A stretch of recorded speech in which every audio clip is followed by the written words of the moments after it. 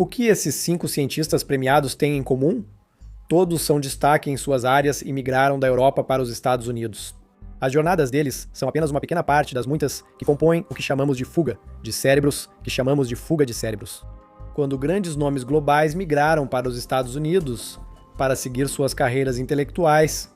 Mas por que isso ocorre? No caso desses cientistas, isso começou com a Segunda Guerra Mundial e continuou desde então piorando e se tornando global. Como os Estados Unidos têm conseguido atrair continuamente os imigrantes mais desejados. O início da fuga de cérebros na Europa ocorreu por volta da década de 1930, quando o fascismo na Alemanha nazista fez cientistas e acadêmicos judeus buscarem refúgio fora do continente. No início da Segunda Guerra Mundial, cientistas da Alemanha e de países do eixo ou anexados já tinham fugido de regimes opressores para seguir trabalhando no Ocidente.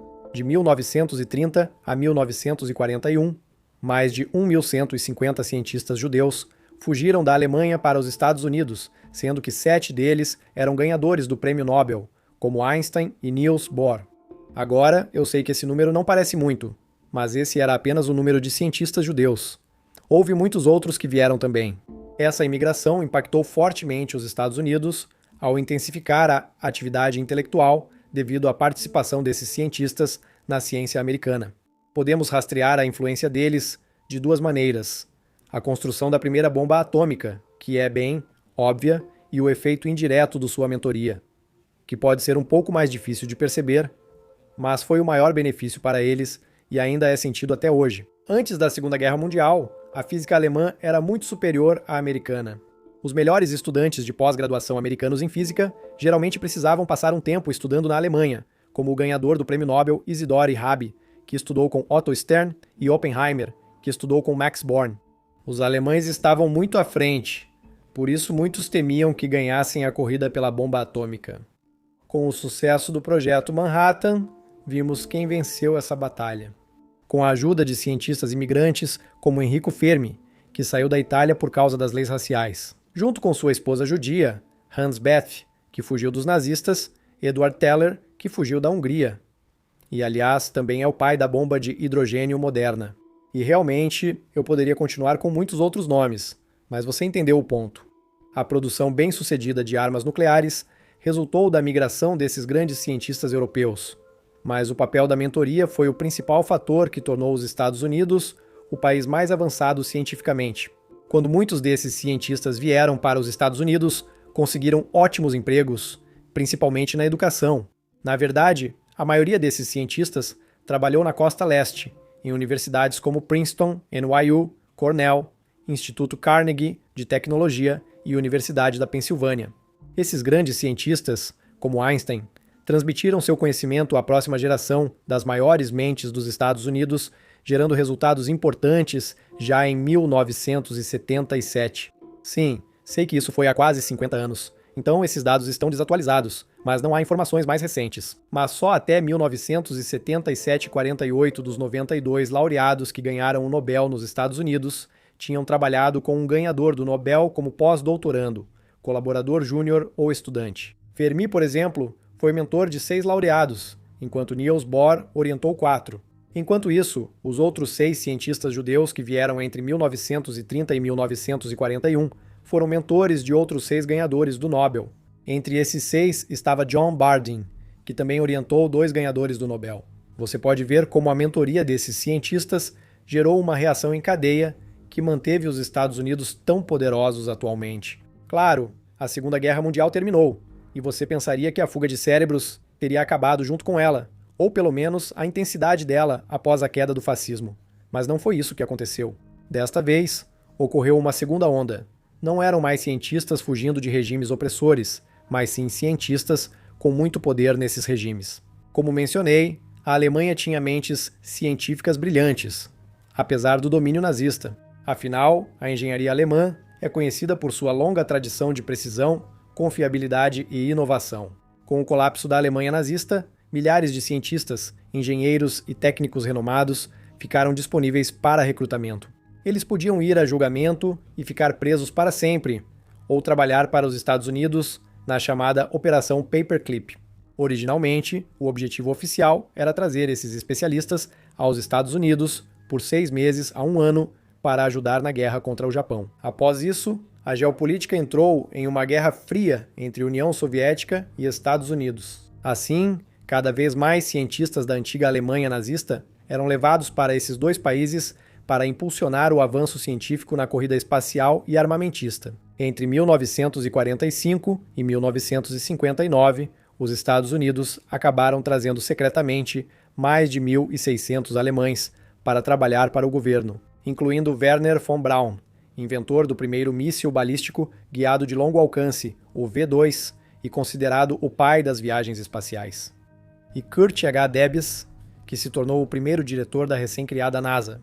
Os soviéticos saíram na frente na corrida espacial com o Sputnik 1, o primeiro satélite da história a orbitar a Terra. Pode-se dizer que os americanos venceram ao pousar na Lua, em grande parte graças aos alemães. Após o fim da Guerra Fria, a fuga de cérebros caiu, já que os Estados Unidos passaram a dar menos importância ao desenvolvimento de armas e tecnologias. Com a ascensão da Rússia nos anos 2000 e a China agora competindo com os Estados Unidos pelo poder geopolítico, isso foi revertido. Mas a forma como eles continuam a promover a fuga de cérebros da Europa, e na verdade do mundo inteiro, acontece de uma maneira diferente. Em vez de fugir de ditadores, muitos europeus fugiram da burocracia. Comparar a burocracia dos Estados Unidos com a da Europa é interessante, pois objetivamente há mais burocracia nos Estados Unidos. Na União Europeia, 60 mil funcionários da administração pública são responsáveis por 440 milhões de cidadãos, enquanto os Estados Unidos têm uma força de trabalho pública de mais de 2 milhões de funcionários, responsáveis por 330 milhões de habitantes. Falo de outra coisa: empreendedorismo e cultura de startups. Na Europa, há muito mais burocracia, regulamentações e impostos para abrir empresas. É bem mais caro e trabalhoso. Agora, essas regulamentações não são necessariamente uma coisa ruim, especialmente quando se trata de proteção de dados, mas elas limitam muito quantas pessoas podem sequer tentar começar algo na Europa, sem falar na velocidade da inovação. E ainda tem o problema do financiamento. Essas diferenças no empreendedorismo influenciam a mentalidade dos investidores europeus, que são mais avessos ao risco do que americanos. No Vale do Silício, é provável conseguir investimento para sua startup, mesmo com ideias ousadas. Fracassar faz parte do caminho para o sucesso, pois essa é a cultura nos Estados Unidos. Enquanto na Europa é o oposto. Lá não se trata de investir na chance de sua empresa dar certo, trata-se de investir porque a empresa já é bem-sucedida. Se você conseguir financiamento, o valor que pode levantar nos Estados Unidos é muito maior que na Europa. Investidores de venture capital americanos têm 271 bilhões de dólares em capital, contra 44 bilhões de dólares na Europa. Isso significa que muitos jovens europeus ambiciosos costumam ir para os Estados Unidos para abrir empresas ou realizar grandes feitos. Isso pode acontecer já nos anos de universidade, porque as melhores universidades dos Estados Unidos, como Stanford, MIT e Harvard, atraem esses estudantes internacionais para estudarem lá primeiro. Vimos isso com os irmãos bilionários, John e Patrick Collison, que deixaram a Irlanda para estudar em Harvard e no MIT, mas abandonaram a faculdade para criar a Stripe no Vale do Silício. Mas mesmo que uma empresa tenha sido fundada na Europa, muitos europeus acabam mudando suas empresas bilionárias para os Estados Unidos de qualquer forma, devido a menos impostos e pelos motivos mencionados acima. Como aconteceu recentemente com esses 4 unicórnios franceses, como resultado, a Europa continua perdendo seus talentos mais brilhantes e inovadores para os Estados Unidos até hoje. E com todas essas empresas super valiosas se mudando para a América, isso ajuda a contribuir para que os salários médios americanos, especialmente na área de tecnologia, sejam muito mais altos do que os da Europa. Tanto na Alemanha quanto na Romênia, os salários são bem mais altos. Isso atrai trabalhadores europeus ambiciosos para a América em busca de melhores ganhos. É um ciclo vicioso, semelhante à fuga de cérebros da Europa para a América. Talvez você pense, sim, a América paga mais e favorece o ambiente ultracompetitivo. A Europa lidera em custo de vida, progresso social e equilíbrio entre vida profissional e pessoal, sem contar os ótimos programas de bem-estar social, que realmente ajudam a reter talentos. E isso é verdade. Isso está perdendo importância devido à crise demográfica na Europa. A população envelhece, e os jovens duvidam se a aposentadoria conseguirá sustentá-los no futuro ou se existirá. Eles se mudam para os Estados Unidos para ter mais controle. Porém, esses benefícios europeus causaram fuga de cérebros reversa. Veja este gráfico. De 2013 a 2022, o número de americanos na Holanda aumentou de cerca de 15.500 para 24 mil. Em Portugal, triplicou para quase 10 mil. E na Espanha, subiu de cerca de 20 mil para quase 34 mil. Em outros lugares como França, Alemanha e os países nórdicos, o número cresceu moderadamente ou se manteve estável. Enquanto isso, a Grã-Bretanha acredita que o número de americanos residentes aumentou de 137 mil em 2013 para 166 mil em 2021, a estimativa mais recente. Além disso, a Europa aumentou muito os investimentos em empreendedorismo, com o número de startups que receberam investimento dobrando de 2019 a 2022, e sua participação no capital de risco global mais que triplicando de 2003 a 2023. Assim, eles estão reagindo mais. Depois, vem a Ásia. Desde a aprovação da Lei de Imigração e Nacionalidade de 1965, que eliminou a discriminação contra imigrantes que não eram da Europa Ocidental e favoreceu imigrantes com habilidades necessárias aos Estados Unidos como medicina e engenharia, muitos asiáticos puderam finalmente emigrar para o país. Motivos para emigrar variam entre países, mas geralmente têm fundamentos semelhantes. Seja para escapar de ditadores opressores como Mao Tse-tung ou Ferdinand Marcos, pela chance de ganhar muito mais dinheiro ou ter uma melhor qualidade de vida, geralmente uma mistura dessas três coisas, muitas pessoas partiram para os Estados Unidos. E desde então, países como China, Índia e Filipinas foram especialmente afetados. Já no ano de 1970, 143 médicos imigrantes vieram para os Estados Unidos, sendo quase 5 mil deles da Ásia. A Europa, antes principal origem desses imigrantes, enviou apenas 911 em todo aquele ano.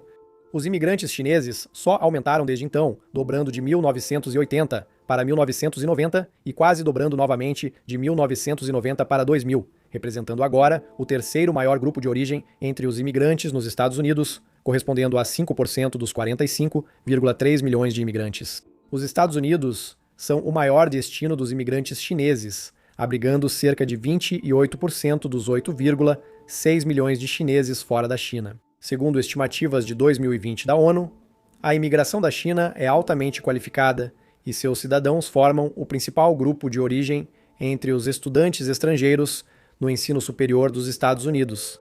E seus cidadãos receberam o segundo maior número de vistos temporários, H-1B, patrocinados por empregadores em 2021, atrás apenas da Índia, além de 54% dos 2.900 vistos de investidor imigrante emitidos naquele mesmo ano.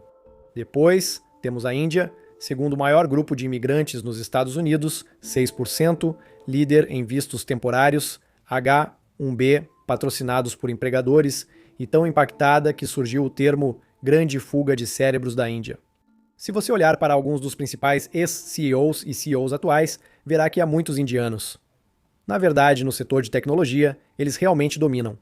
Todos sabemos a importância do Vale do Silício para o avanço tecnológico e domínio global. E os imigrantes representam 69% da força de trabalho deles em ocupações altamente tecnológicas, sendo 26% da Índia, 14% da China e outros países asiáticos, como Filipinas, Vietnã e Paquistão, representam 29%. Em 2020, o número total de médicos formados no exterior nos Estados Unidos era de 209 mil, sendo que 60% deles são de países de baixa renda. E a Índia é o principal país de origem, fornecendo 41 mil médicos para os Estados Unidos, quase 20% dos médicos estrangeiros deles. Na saúde, especialmente entre enfermeiros, as Filipinas sustentaram o sistema médico dos Estados Unidos. Isso já foi calculado. Após assumir o controle das Filipinas em 1898, após a Guerra Hispano-Americana, os Estados Unidos criaram escolas de enfermagem para ensinar medicina ocidental em inglês e suprir sua falta de enfermeiros com grande sucesso. Desde 1960, 150 mil enfermeiros filipinos vieram trabalhar nos Estados Unidos. E embora agora representem apenas 1% da população total dos Estados Unidos, eles representam 4% de todos os enfermeiros registrados no país, com alguns estados como a Califórnia tendo 20%, 90% de seus enfermeiros filipinos.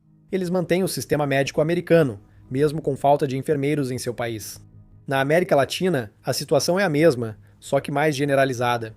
Se você olhar, por exemplo, para a Venezuela, após a eleição de Hugo Chávez como presidente e depois seu sucessor Nicolás Maduro, devido às suas políticas, mais de 1,5 milhão de venezuelanos deixaram o país. Mas, segundo o estudo da Universidade Central da Venezuela, esses 1,5 milhão de venezuelanos são altamente instruídos. Mais de 90% dos que migraram têm ensino superior, e desses, 40% possuem mestrado, enquanto 12% têm doutorado e pós-doutorado. Essa universidade também perdeu 700 de seus 4.000 professores entre 2011 e 2015, enquanto a Universidade Simão Bolívar, considerada a universidade mais prestigiada do país nas áreas de ciência, tecnologia, engenharia e matemática, perdeu 240 professores entre 2009 e 2014. Segundo este gráfico, de 2018, 43% dos argentinos nos Estados Unidos têm diploma universitário, contra apenas 20% na Argentina. Nada disso é realmente surpreendente. Como já disse, as pessoas buscam locais com melhores oportunidades, segurança e menos corrupção. Isso é natural. E quando você está em países como a Argentina ou Venezuela, na América do Sul, em vez de estar bem perto dos Estados Unidos como o México ou a Guatemala, só os ricos e educados conseguem pagar essa viagem. Dito isso, no México, em 2013, eles tinham 30 mil cidadãos com doutorado, e 1/3 deles vivia nos Estados Unidos. Todos os países da América Latina foram voluntariamente esvaziados. Mais de 80% dos graduados universitários de países caribenhos como Suriname, Jamaica, Haiti, Granada e Guiana emigraram principalmente para os Estados Unidos. Países da África e Oriente Médio, por estarem mais próximos da Europa, geralmente fazem a jornada para lá. Não se pode subestimar as contribuições deles para o poder da América. Porém, faltam estatísticas claras sobre essa região nos Estados Unidos. Assim, os Estados Unidos não são os únicos a se beneficiar. A Europa Ocidental aproveita ainda mais hoje o talento do leste e sul da Europa, enquanto Singapura absorve cidadãos qualificados de países como Malásia e Indonésia. Como já foi dito, o Oriente Médio e a África também contribuíram para a Europa Ocidental. Porém, é inegável que os Estados Unidos foram os maiores beneficiados pela fuga de cérebros. Mas isso é esperado do país com mais oportunidades no mundo. A questão é, com muitos países começando a fazer um esforço muito maior para reter seus profissionais qualificados, o que vai acontecer a seguir?